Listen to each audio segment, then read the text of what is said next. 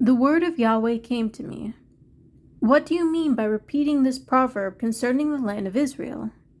The fathers have eaten sour grapes, and the children's teeth are set on edge. As I live, declares Yahweh, this proverb shall no more be used by you in Israel. Behold, all souls are mine. The soul of the Father, as well as the soul of the Son, is mine. The soul who sins shall die. Ezekiel 18, verses 1 through 4.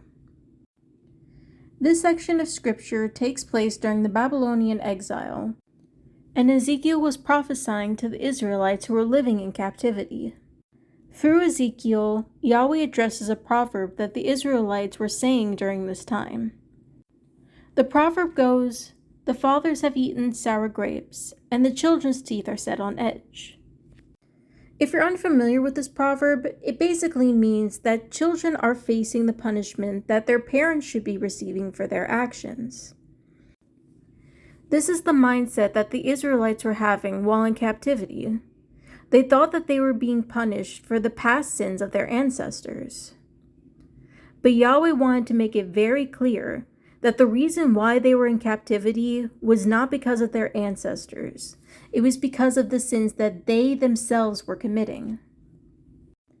Yahweh wants to make it very clear that He will not punish us for the sins of other people.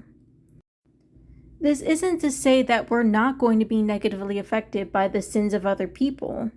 We're affected by them all the time. But Yahweh wants to make it very clear to us that when we face the negative effects of other people's sins, it's not a punishment from Yahweh. It's just the natural consequences that come along with sin. The rest of Ezekiel chapter 18 describes a scenario of a genealogy of fathers and sons. It starts off by describing a righteous man who lives in obedience to Yahweh and talking about how he shall live.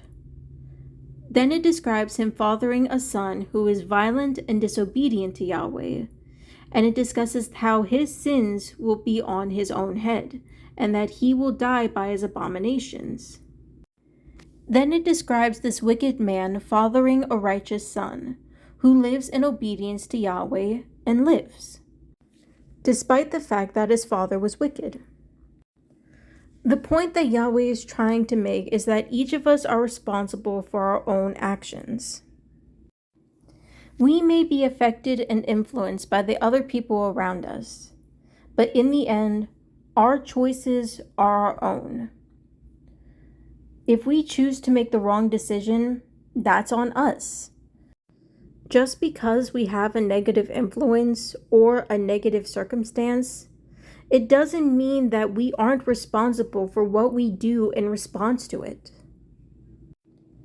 These verses are meant to discourage the victim mentality, the idea that we are helpless to our situations, that everything wrong in our life is a result of our surroundings and the people around us, and that nothing that bad happens is our fault.